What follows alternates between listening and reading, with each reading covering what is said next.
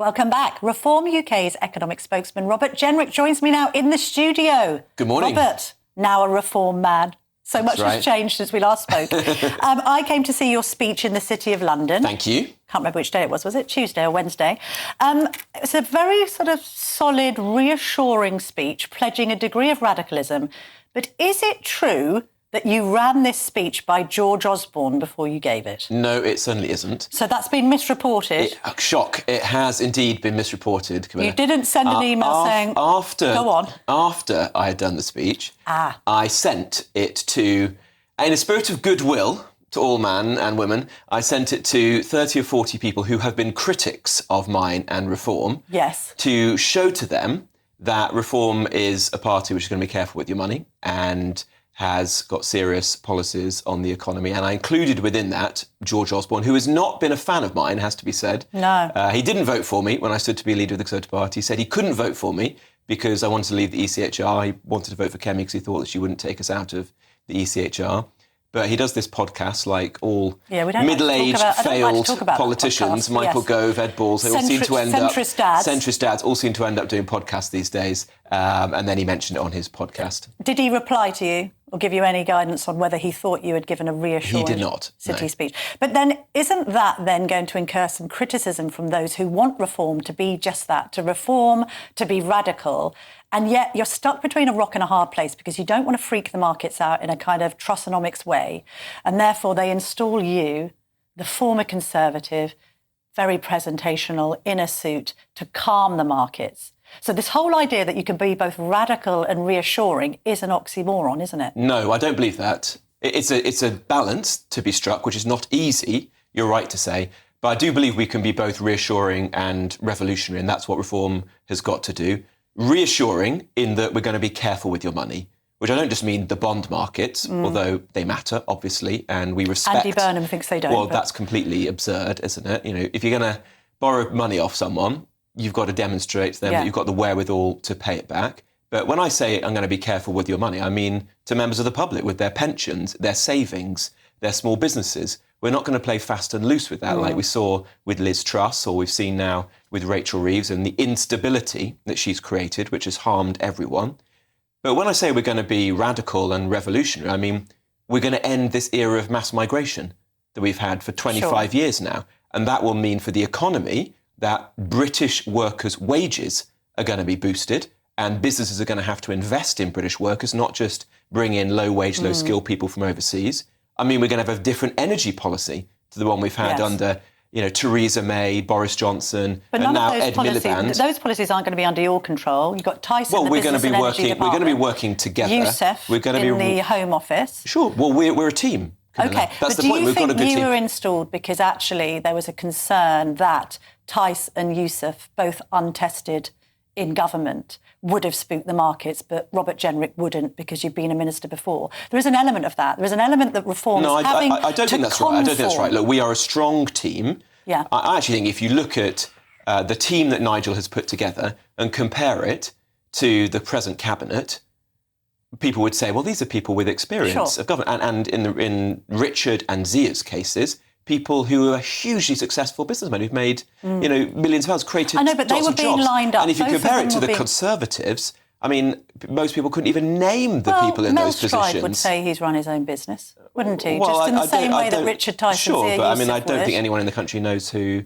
he is. OK, but on Tyson, Youssef, I only asked that because they were destined for that job and you've ended up with that job. And then it's begged the question, did you demand that job as a price for defection? No. And I think the point I'm making is we're a very strong team.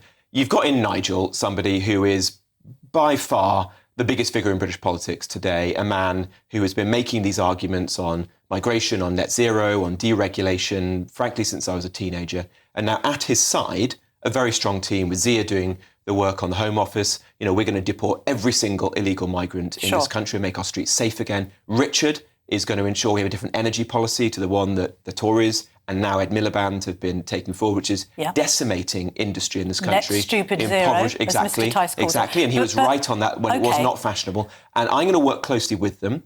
What we are going to ensure is we're careful with people's money. And that is the way, if I can just finish the point, that is the way we bring people's bills down, we get good jobs back in this country, and that's what we desperately need. We're living in a time of what feels like pretty significant social change. And it makes us question things that we've even taken for granted for decades. And one of those at the moment that people are wondering about is actually money. Is the money in your bank account safe? Should you be investing elsewhere? Are we looking at a potential global crash? What will it mean for your savings? Is there a way that you could be using your money that might be outside of government control even? Well, TallyMoney is potentially one solution. So I'm delighted to say that I'm joined today by the CEO and founder of TallyMoney, Cameron Parry. What is TallyMoney? Well, at TallyMoney, you basically get gold you can spend. So we give people an individual account in their name, everyday account. They get a sort code, an account number. They use that account just like they would pounds from their bank, but it's milligrams of gold that we brand as Tally. Okay. Why would you do that, though? What is the benefit to the customer instead of just having a normal pound sterling account? Gold's performance against the pound is above 11% per annum over the last 25 years on average. But we still need money in our daily lives, and we have savings. We know that it's good common sense and prudent to save up for things, not just live in credit. You know, whether it's a holiday or a rainy day, your retirement planning, you need to have money in your life, basically, that you can rely on, that's dependable, that nobody meddles with, that nobody can weaponise against you, which is another element of government control when it's the government currency, which we could talk about another time. And it should be pretty simple and straightforward, and that's what we deliver at Tally. And really, we just want people to feel safe and happy with their money.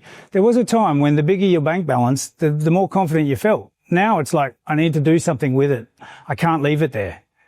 In Tally, you can. Okay, brilliant. Cameron Parry from TallyMoney, thank you so much. Thank you, Bev.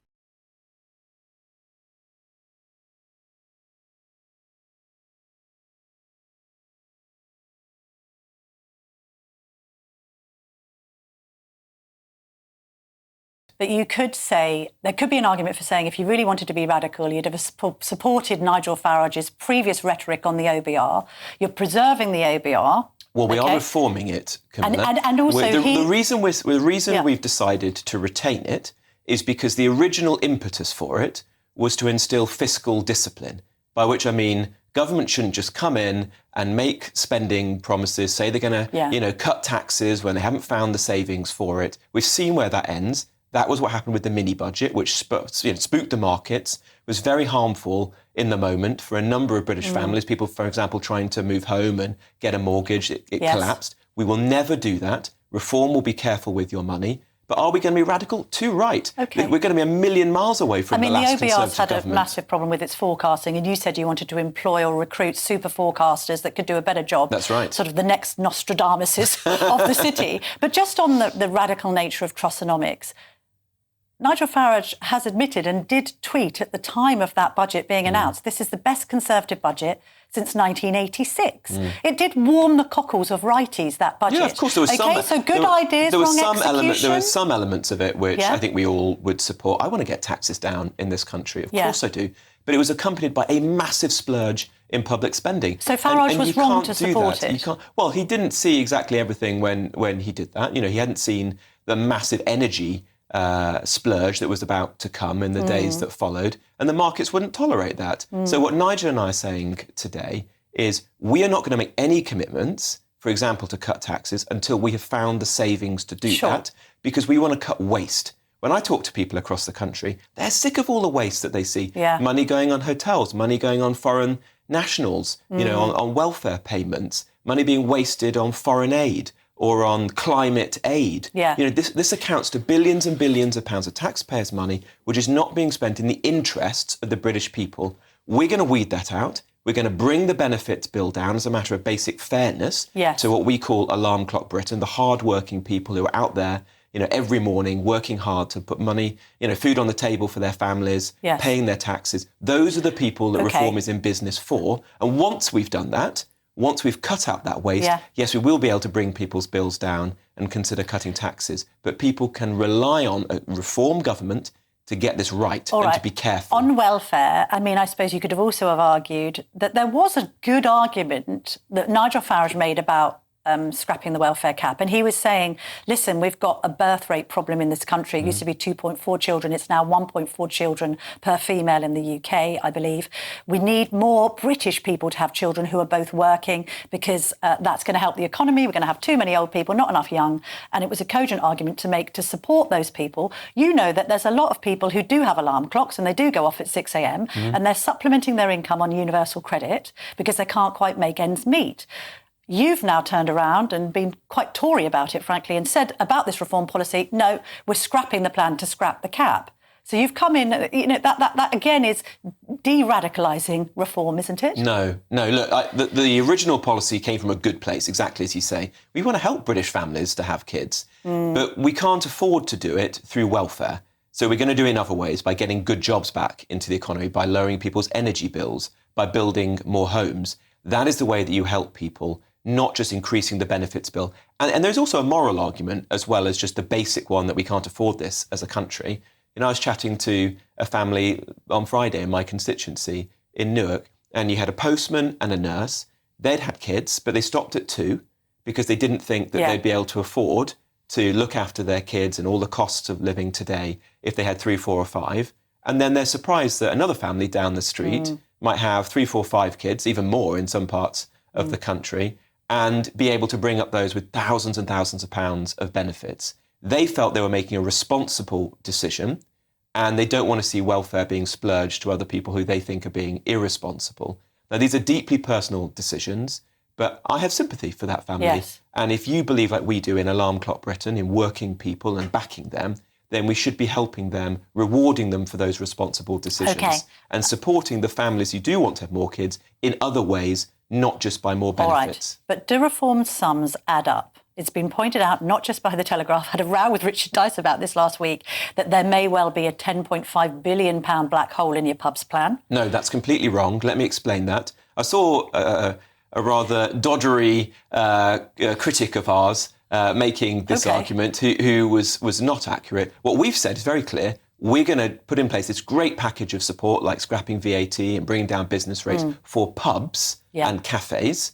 What our critics, I think deliberately claimed, was that we were doing it for the whole of hospitality. So it wasn't just your local pub, it was also that if you go and stay at Claridge's, you don't pay VAT on your hotel room. Add up. So they definitely do. You can appreciate a bit of scepticism. We had a contract with the people at the last general election by reform. It had like £90 billion worth of tax cuts in it. Richard Tice put that together. It subsequently has to be abandoned. We've now got a situation where reform has won some councils. Let's look at the case of Worcestershire. To be fair to reform, they never said in the contract that they would bring down council tax. But you'd be worried, wouldn't you, to be hearing from the economic spokesperson saying, I believe in low taxes, and then have a situation in Worcestershire where they've had to put the council tax up by 9%. That's the highest rate in England. Let me address that directly. Let me address that, Camilla, directly. That council was left basically bankrupt by the Conservatives who ran it, and I was a former Conservative. I don't say that disparagingly, but that's just the reality. That's what had happened. If you look at all the councils that Reform control across the country, and bear in mind they've only been in office in these councils for 9 or 10 months, council tax is rising proportionately less in those councils than in Conservative or Labour-run councils. So I think that's a good start, actually. They have found savings because council budgets, as we've seen with special educational needs, for example, are under immense strain. So if these new councillors have managed to come into these councils and are reducing the increase, so instead of it being the maximum 5%, in many cases it's 4%, it's 3%, that is a good start and shows what we'll be able to do. On a national stage, look, I've been very clear. We are not going to say anything on tax and spend unless we are certain that we can afford to do so responsibly and sustainably. That is my pledge. We're not going to play fast and loose. And if you compare us to Labour and Conservatives, I mean, they haven't got a foot to stand on. Look at the last Conservative government. Hiked taxes to a record level. Happily belonged. I'm not sure happily, Camilla, I resigned. You did, but you did join other leaders. You did support other leaders. Well, you can't resign all the time. At the time, you supported that trust budget, didn't you? No, actually. Well, if you read Jeremy Hunt, the Chancellor's memoir... Yes, I have read that. He says that... Well, read that. He says 2 people phoned him the weekend that he was appointed... And I was one of them to say, at the time. Well, actually, I went to the 1922 committee, Camilla, And I was the only minister who went to that and said that I thought it was a complete disaster. But the point is, let me just finish the point, if I may. Yeah. The last Conservative government let taxes go out of control. They had the disaster of the mini-budget. Rachel Reeves said no tax rises. Yeah. £60 billion of tax rises. Yes. With reform, we are going to be careful with your money so people can actually believe Hold that thought. the pledges we make. I'm being told to wrap up, but I meant to ask you, where's this Labour defector? Oh, coming soon. Really? Coming soon. How soon? Next week? You have to ask Nigel Got when he's back from the up? Chagos Islands. Oh, yes, indeed. Back from the Chagos Islands.